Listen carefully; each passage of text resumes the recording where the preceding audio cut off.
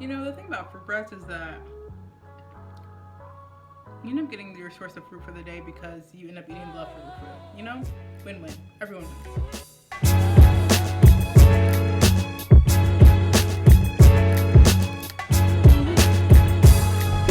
Hello! Welcome back to a little Crumbly with Sophia. Today we are making this beautiful braided fruit bread. I don't know if mine is going to come out like this. As you can see, it's really cute and it's got a lot of character. But let's get to it.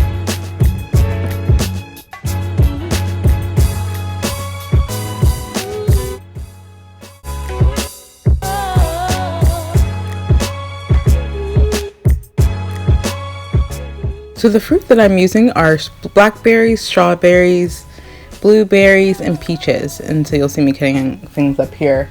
But originally this recipe calls for bananas, but I refuse to make anything with bananas because I'm allergic. So maybe one day I'll kind of cave and do that. But for right now, these are the fruits that I'm primarily working with. So this yeast mixture was a lot different than what I normally do. A lot of the wet ingredients go in to the yeast mixture, which you'll see a little bit later. But you want to go ahead and get your milk warmed up. So this is about 3/4 cup of milk, and then I'm going to pop that right into the microwave. Not too hot though, because you want it to be between 110 and 100 degrees. So mine was about 105.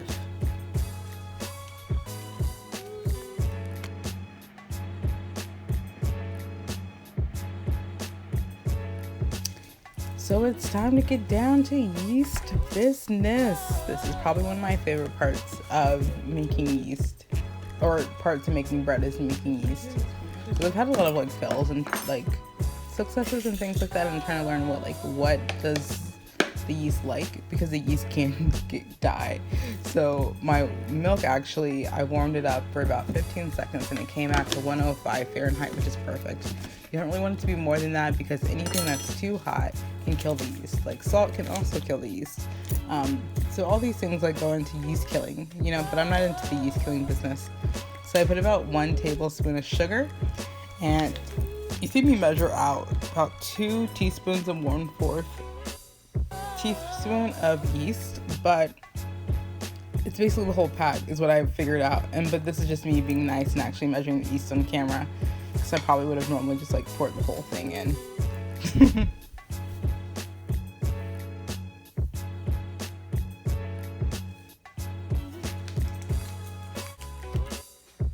Well, I've never seen this in my life, or should I say my 2 months of bread making, where I've put the egg yolk without any of the yolk in the yeast, and also 2 tablespoons of melted butter. Like, I was very confused, but it didn't do anything negative to my recipe.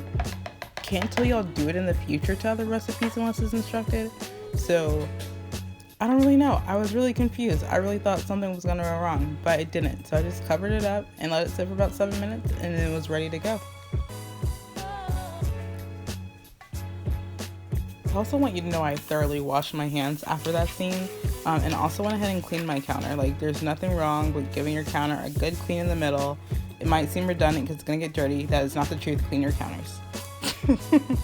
While I'm waiting for my yeast to raft, which is like that little foamy bubble that you see at the top, I'm gonna go ahead and get my dry ingredient situation set up. So I've got 2 1/4 cup of flour. So I'm gonna go ahead and toss that bad boy in there. And then I'm also gonna put a bit of salt. So it's just a 1/2 teaspoon of salt. So I guess because I'm filming, I can measure for you guys. But I've really gone outside of measuring, because at this point, like, what is point? There's a little bit more salt than I wanted, but it's okay.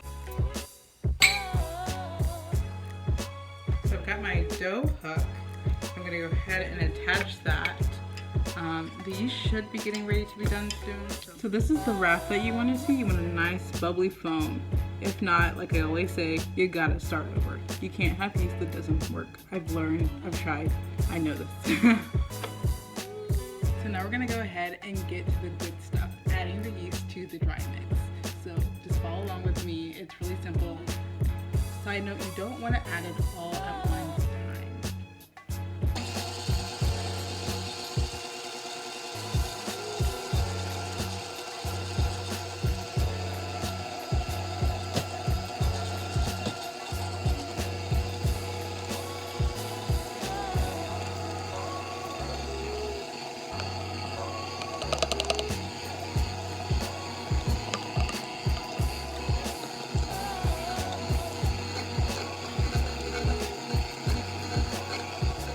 this is ready to find its way to my table because I'm just gonna knead it by hand. So as you can see, the dough is having a little trouble. If I would have left it in it probably would have finished, but I'm terrified of over kneading my bread in the mixer, so we're just gonna finish by hand, and it's no big deal. All kneaded, and I'm gonna let it prepare its bed for resting and rising. So you're gonna put like a little, maybe like a teaspoon, 2 teaspoons of olive oil, and that's gonna help your dough not stick to the bowl when you're trying to take it out, because some doughs tend to be stickier than others. Highly recommend this technique. Sometimes I even put it on the saran wrap that I'm gonna put on. But look, it's my nice little dough ball. And I'm gonna go ahead and wrap that up. Earlier, I put the saran wrap and the towel, and I think it was too much. I'm going to confess that it might have cooked my dough a little bit while rising in the oven with just the light on. So pick one or the other. Definitely recommend just the towel and not the saran wrap if you're doing that technique. Look at my little yeast hanging out in the oven. So I'm gonna go ahead and make the filling while that's in the oven, and that's sugar, butter, and cinnamon. I really guesstimated on the cinnamon. Don't really know how much I put, sorry to be honest, but I think it was enough for me. Some people like more, some people like less. I'm definitely like a more cinnamon person. I'd rather have the cinnamon taste than the sugar taste. And this, it doesn't look like a lot, right? And I was really worried that wasn't gonna be enough. But based on like how the yeast ball turns out and how like the bread is like technically small, this is plenty of filling for your entire bread.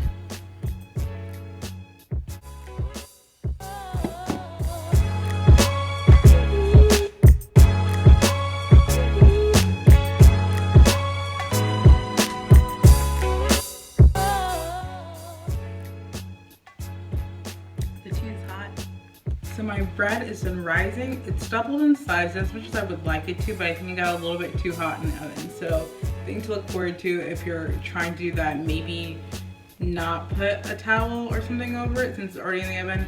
Anyways, we're gonna go ahead and roll it out. This is very similar to a cinnamon bun technique. I don't show you me fully rolling this out because if not, we would be here like all day long.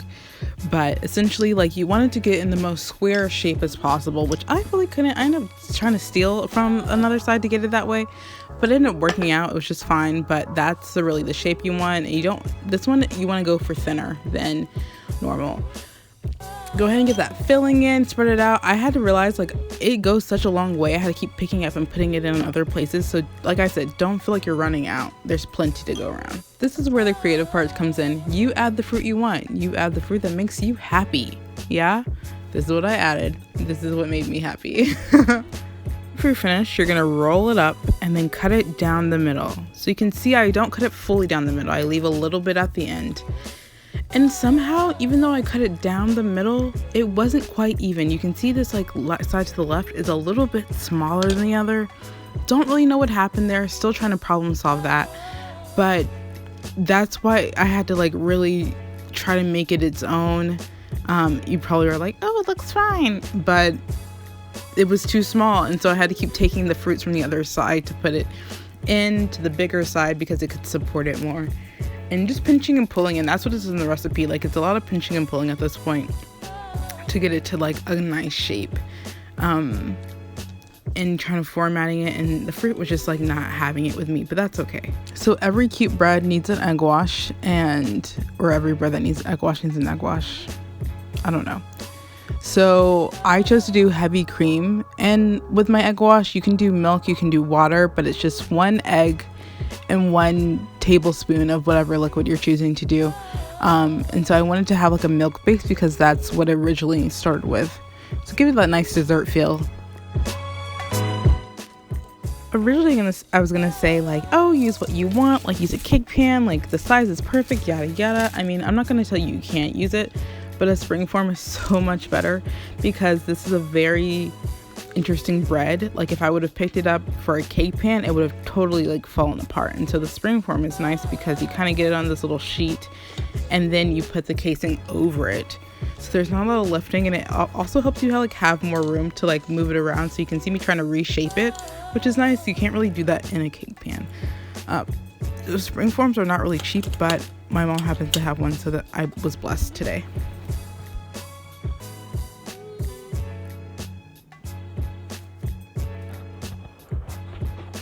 Here she is. She brown. She cute.